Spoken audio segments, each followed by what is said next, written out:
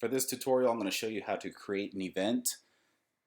The first thing you want to do is, for me personally, I created a new folder for the main worship team. That way all the events that I create personally that involve just the worship team, I can funnel them into this one folder, and instead of having to look around and search and find where I put it, it's all right here. So we'll say main worship team, and then I already have an event in here, School of Worship. It's already approved. So this is where you create all your events. If you have any subfolders, you can create them here. But for now, let's go ahead and say new event. And this is our worship team rehearsal. The event folder again is still under mine. The event owner is myself. If somebody else is in charge of this event overall and you're creating it on their behalf, you can change their name here. Next thing you want to do is come down to this calendar right here. I'm going to select the next available date that, or if you just have a single date that you're going to do, you just click that one date. The worship team rehearses every Tuesday. So this is where we're going to use this little box right here to change the details of it. So you see right here, event date, it has another drop down calendar. I'm going to go put that back on the 7th. You have a start and end time. We're going to say 6 o'clock p.m. You can either type it in like that, or you can just slide over to this and hover down to the next time. So we go from 6 o'clock to 9 o'clock p.m. If your event is overnight, like a lock-in, you can do that. Thank God we don't rehearse overnight because that's too much. Come down here to repeat. If your event is a one-time thing, you can just leave this blank as is. We rehearse every single Tuesday, so you can say every other, and you see how it go ahead and it changes it to have every other date. You can say every fourth, every fifth. But again, we say every Tuesday. You can change this as well to say every day. Again, that's way too extensive. We're not going to be rehearsing every single day like that. Every week on Tuesday. And then you can say until, forever, or for. So we'll just say until the last date of this year. So let's go to December, and look at that. The last day is going to be Christmas. So I'll actually have to cancel that last one, but I want this to go ahead and go all the way through to the end of the year. So now you can see here, September, October, November, December, it's filled all the way out on all those Tuesdays. It stops at the end of December, so there's nothing for the rest of anything after that. Go back to August, and then type a brief description, Wool Worship Team Weekly Tuesday Rehearsals. And when you hit create, this just creates the event. It's not actually giving you anything else in there. So there's no resources, there's no rooms, you've just created the event. So now what I want to do is I want to actually reserve a specific room, which for the worship team we use the sanctuary, which is located right on the home page of rooms. I'll pull that over here. Note, Pastor Joe rocks. And say save. We also use the Pulse Center. So I want to go to upper level. You see there's a folder for Pulse. There's also Empowerment Room, Route 56, Studio 14. If you go to lower level, you have a bunch of different other ones, Bridal, Cafe, Fireside. There's different rooms there. So again, we're going to say upper level. I'm going to click on Pulse, and we use the Sanctuary. Pastor Joe is so cool. All right, so now it has a question that's requiring an answer. Do you have a specific chair setup? We do not, so I'm just going to answer that no. If the answer is yes, then you would need to talk with whoever's going to be doing the chair setup and make sure they know exactly what you're looking for. So we'll say save. And then right here you see how it says reservation block. If I back out of this, it says the same thing there for the label. So I'm going to leave that there for now, and I'm going to change that in a minute, and I'm going to show you why. So the next thing we want to do is we want to add a couple of resources and setup and teardown times and that kind of stuff. So what I'm going to do now is I'm going to go to, actually what I want to do next is I actually want to add AV to this particular event. So let's click on that again. And then over here you have rooms and resources. I'm going to select resources. The first folder is AV resources.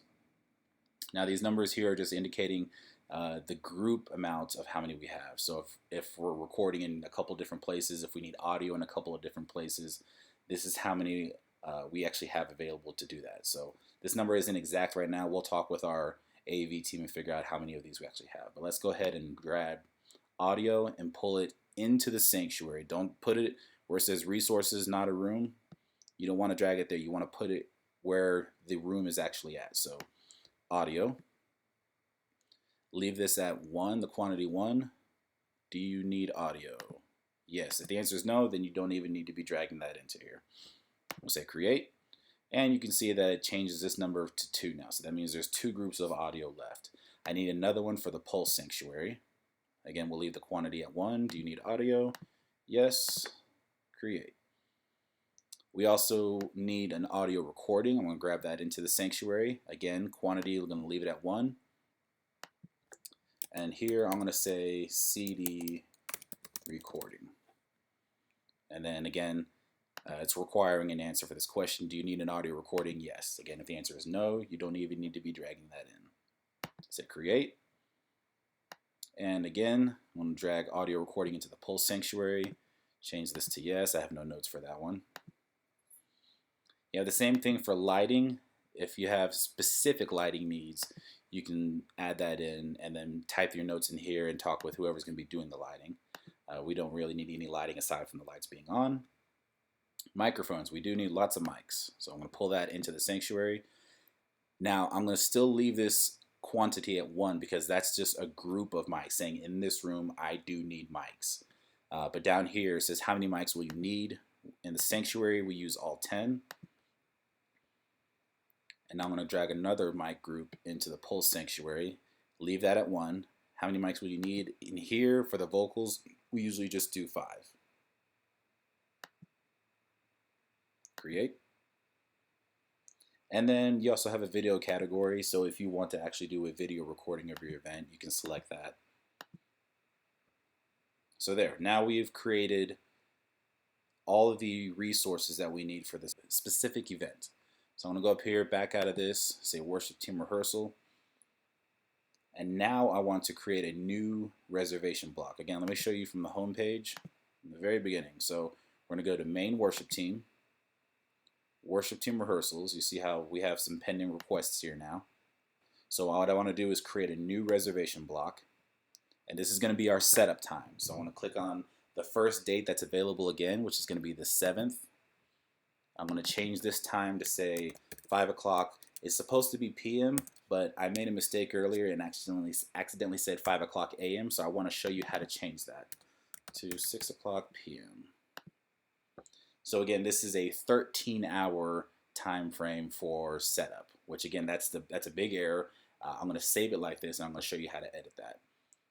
It's not overnight. It does repeat the same as the rehearsals, so every Tuesday until Christmas, December 25th. You hit create. And now you can see the error right here. It says 5 o'clock AM. So I want to change that to say 5 o'clock PM. First thing I'm going to do is edit this so it doesn't say reservation block. You click edit and you say setup. That way facilities know that this specific time frame is for setup. Now to change the 5 o'clock AM, if you made a mistake somewhere in the dates or in the time frame, you go over here to reschedule. And I'm going to say reschedule all future instances on and after October 7th. And then I come down here to this time frame, and I'm going to change that to 5 o'clock PM. And then everything else here stays the same. Every Tuesday until Christmas. Say reschedule. And there you go. It's corrected that time frame for you right there. Now the next thing I want to do is I want to add a couple of resources to this setup so that the facilities teams know that before the event starts we need, for example, in this particular event, we need a table in the sanctuary. So I'm going to grab sanctuary and pull this over here. And then for our needs, we need a table. So you're going to go over here to resources. Click on resources, and this is where the resources are. So we will say lower level. If you go down to table closet, this is where all the tables are. You got a couple numbers here. The first number is, again, how many tables we have in this case, and the second number is the size and then the type. So we have 4 6-foot tables, we have 6 5-foot round tables. So we usually use one 6-foot table. Again, drag it into the room that you're going to be using. Again, the quantity is 1. Where do you want the table? I made a specific location for this one because the worship team always has a table on the lower platform, stage left, where people walk in on the stage. And that way that's where our lyrics are. If they need to give money towards the retreat or if they have questions, we always have somebody there answering the questions. For the most part, you can just say anywhere, or if you have a specific setup, you can type that in here. So we'll say lower platform, stage left. Do you need tablecloths? No, we do not. Say create. And there you go. You see that there's one 6-foot table in there. There are 3 6-foot tables remaining. We also need a couple of the sanctuary chairs in there. So I'm going to come down here to sanctuary. And you see they're called balcony chairs. There's 319 available. So obviously we don't need all those, but we're going to drag this into the sanctuary again. And we're going to change this number to, say, 2. Create. So now it says 2 balcony chairs, and there's 317 chairs left. That's really cool because it keeps an inventory of all the things that we have and lets you know how many are remaining. All right, so in our event now, let me go to main worship team rehearsal. So now you can see the label setup and it says reservation block. So I want to change this reservation block to actually say worship team rehearsal. So you click on it, go to edit, worship team rehearsal. So whatever your actual event is called, you would just type that name in there again. And when you back out, you see how it says setup and now worship team rehearsal. We also need a teardown time. So let me say new reservation block. So I'll select the first Tuesday. And our teardown time is going to be from when the event ends, which is 9:00 p.m. to, and it went ahead and defaulted an hour ahead, which is correct, to 10:00 p.m. And then down here, I will again say every Tuesday until Christmas. And make sure you're using the same date frame. That way it creates the event in sync with it creates the teardown event in sync with your actual event itself. Say create. Again, now it says reservation block. I want to change that to say teardown. Teardown.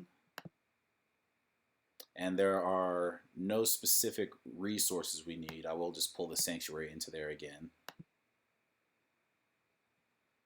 And then if I back out of this, you now see setup, worship team rehearsal, and teardown. It gives you a brief overview of every single thing that you have in here.